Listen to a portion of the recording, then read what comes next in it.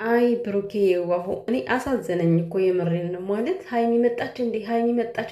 ያ የተፈራረሸውን አበባሴ ማለት ነው ጭራሽ ያብሳላትን አልጠበቃትም ነበርና እየደጋገመ ሀይሚ መጣች እንዴ ሀይሚ መጣች ሲል እንዴት እንዳሳዘነኝ የምሬን ነው የምላችሁና በእውነት ሀይሚን አያፈቅራት የምትሉ ሰዎች ግን ተው እግዚአብሔርን። ብሩኬ በደንብ ነው የሚያፈቅራት ሀይሚን። የምር ሰዎች ግን የስራቸውን ይስጣችሁ። እንደዚህ የሚፋቀሩ ሰዎች ላይ እየገባችሁ በጣም ነገሮችን የምታበላሹ ሰዎች ብቻ እኔ በጣም ነው ያዘንኩት። መጀመሪያ ላይ እንደዛ ድምፁን ስሰማው ማለት ነው ልክ ሀይሚ የመጣች ነው እኮ የመሰለው። ይሄን ነገር ያዘጋጀችው እሷ ናት ብሎ አስበው ነበረ።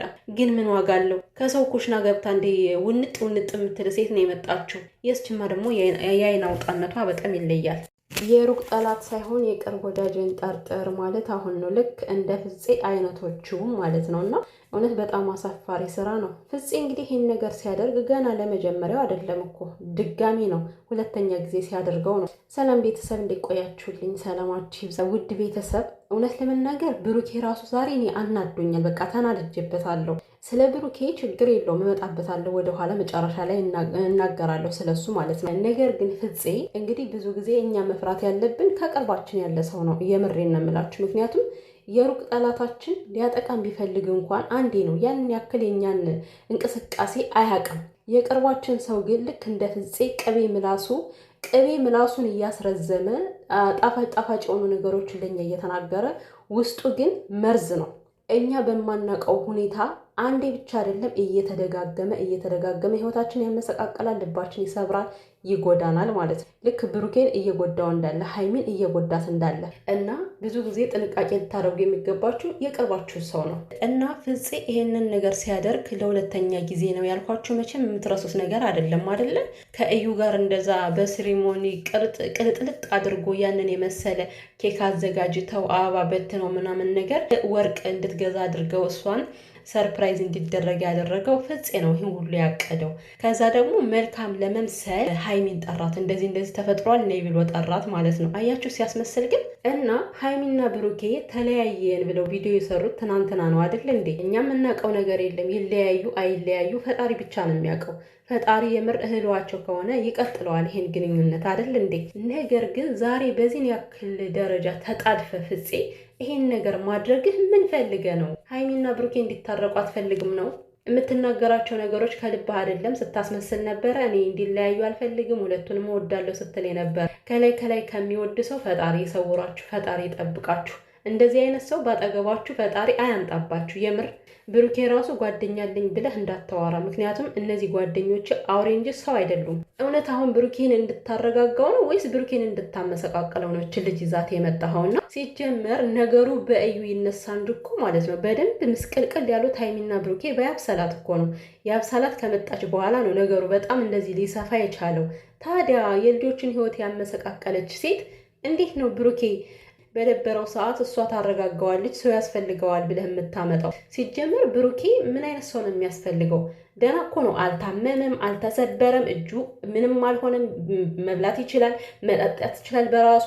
እንደው ወደ ፈጣሪ ብታስጠጋው ይሻላል፣ ቢጸልይ ወደ ራሱ ቢመለስ። ምክንያቱም ከሰው ይልቅ ለኛ የሚያስፈልገን ፈጣሪ ነው። በተለይ ደግሞ በእንደዚህ በተከፋችሁበት ሰዓት እና እሷ የየትኛው ፈጣሪ ናት? የየትኛው መልአክ ናት እሱን ልታረጋጋ የምትመጣው? ጭራሽኑ የተፈጠረውን ነገር ምስቅልቅሉን ለማውጣት ካልሆነ በስተቀር እና ሰው ያስፈልገዋል በሚል ሙድ አንተ ክፋትን እዚህ ጋር አታራምድ እየመጣ ማለት ነው። ሰው እንዲረዳ ያደረግከው ብሩኬም አብሮ አቅዶበት አስቦበት እንዳደረገው እያደረገ ነው ሊረዳ የሚችለው። ገብቷል አይደለ? በጣም አሳፋሪ ስራ ነው እየሰራህ ያለው የምር። እና ብሩኬ ደግሞ እኔ ብሩኬ ያናደደኝ ዛሬ ምንድን ነው፣ ቢያንስ እች ልጅ ለአንተ ሰላም የማሰጥ ሰው ናት አይደለ? ሀይሚና ብሩኬ ቢለያዩ እኮ ማለት ነው ከሰው ላይ ያልተፈጠረ ነገር አይደለም ከነሱ ላይ የሚፈጠርባቸው። በቃ በህይወት ትፋቀራላችሁ፣ ትዋደዳላችሁ። ፈጣሪ ካለው ያ ፍቅር ይዘልቃል፣ ፈጣሪ ካላለው ደግሞ ይቋረጣል። አለቀ። ሁለታቸውም የራሳቸውን የግላቸውን ህይወት መጀመር ይችላሉ አይደል እንዴ? እኔ አሁን እንደዚህ ስናገር መለያየታቸውን ፈልጌ አይደለም። እንደው ቢሆንም እንኳን ማለት ነው ቢለያዩም እንኳን ህይወት ይቀጥላል እንዴ? ተለያዩ ማለት የእነሱ ህይወት ከዚህ ጋር አቆመ ማለት እኮ አይደለም አይደል እንዴ? ማንም ፈጣሪ የጻፈለትን ነው የሚኖር። እና ብሩኬ ቢያንስ ችግሩ በእሷ እንደተነሳ በደንብ ታውቃለህ አይደል እንዴ? ሲጀመር ከእሷ ጋር ቁጭ ብሎ መብላቱን ለምን አስፈለገ? ብሩኬ አንዳንዴ እኔ ይሄ የዋህነት ለምንድን ነው በቃ እንደዚህ መጠን ያጣ የሆነው? በጣም መጠን ያጣ ነው የብሩኬ የዋህነት እና ገና ሰውን አላስከፋም ሰውን አልጎዳም በሚል ምክንያት ማለት ነው በዛን ያክል ተጨንቀ ተጠበህ ለእሷ ምግብ የምትበላላት እሷ ምን ስለሆነች ነው እንዴ? እሷ ከመጣች በኋላ እኮ ነው እንደዚህ ምስቅልቅል ያልከው። ይባሱ ነው የዛችሁማ እኮ እየተረጋጋ ነበረ የእዩ ሁኔታ። ነገሮች ወደ ሰላም ሊመጡ ትንሽ እየቀራቸው ነበር፣ ግን በመካከል እች ጉድ ገብታ ነገሩን ብልሽት አደረገችው። ስለዚህ በእናትሽ ውጭልኝ እያልክ መለመኑ ለምን አስፈለገ? ቁርጥ ያለ አማርኛ በቃ እኔ ሰው አልፈልግም አያስፈልገኝም አትላትም እንዴ? በቃ ያንተን የዋህነት እኮ የሚረዳ ይረዳል። የዋህነህ እናውቃለን፣ መልካም ሰው ነው፣ ሰውን ማስቀየም አትፈልግም። ግን እንደነዚህ አይነት ሰዎችን ደግሞ ግዴታም ቢሆን ማስቀየም አለብህ በቃ። ምክንያቱም ከህይወት መራቅ ያለባቸው ሰዎች ቢኖሩ እነዚህ አይነት ናቸው። ከሀይሚና ብሩኬ ተለያዩ ማለት እኮ የአብሳላት ለብሩኬ ተጽፋለች ማለት አይደለም። አንተ ይሄ ፍፄ የምትባል ደነስ ሰውዬ ሲጀመር ከተለያዩም እኮ ጊዜ ያስፈልጋቸዋል አይደል እንዴ? ከግንኙነት ወጥተው እንደገና ከግንኙነት እንዲገቡ የምታስገድዷቸው ጓደኞቻቸው ግን ጤናማ ናችሁ? ለምንድን ነው ከነገሩ ገብታ የተብካካችን ሴት እንደገና ነገርን ታቃናለች ብላችሁ የምታመጧት? እና ብሩኬ እኔ በዛን ያክል የአብሳላትን ስትለማመጣት እንደዛ ስትለምናት እኔ በጣም ነው የደበረኝ። በቃ ማድረግ የለብም አንጠልጥለ ነበር ማውጣት የነበረብህ። ሰው ያስፈልጋል። አንቺ የምታስፈልጊው ማንሽ? አንቺ ሲጀመር ምን አይነት ሰላም ነው የምትሰጪው?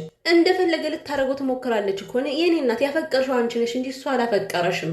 ስለዚህ ግዴታ ስሜቴን ይረዳኝ ማለት በጣም ሼም ነው። አንቺ ራሱ ልታፍሪ ይገባል። እውነት በጣም ነው የሚያስጠላና ምክንያቱም የሰው ልጅ በዚህን ያክል ማስገደድ አልፈልግም፣ በቃ ብቻዬን ነው የምፈልገው፣ ብቻዬን መሆን ነው የምፈልገው ተይኝ እያላት ራሱ በጣም ነበር የምታስገድደው።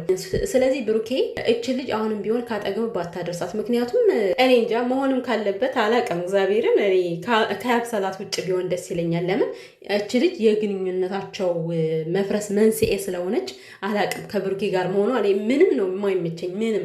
ሲቀጥል ታሪክ ራሱን እየደገመ ነው ያለው። የአብርሽ ጓደኞችም እንደዚህ በሩታ መካከል ያችን ልጅ አምጥተው ድንቅር አደረጓት። ይኸው ዛሬ የሄርሜላ ነገር ስር ሰዷል። ገብቷቸዋል አይደለ? እና እንደዚህ አይነት ነገሮችን አስፈላጊ አይደለም ወይ? ሀይሚና ብሩኬ ቁርጥ ያለ ነገር እኔ እስከዛሬ ድረስ አልቆረጥኩም።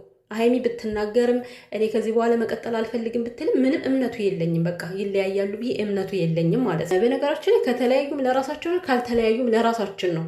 ይሄ ሁሉ ህዝብ ለነሱ ተጨንቆ እንደዚህ ስንት ነገር እያሰበላቸው እነሱ ህይወታቸውን ካልፈለጉት ይሄ መብታቸው ነው። በቃ ምርጫቸውን መለየት ከፈለጉ ይለያዩ።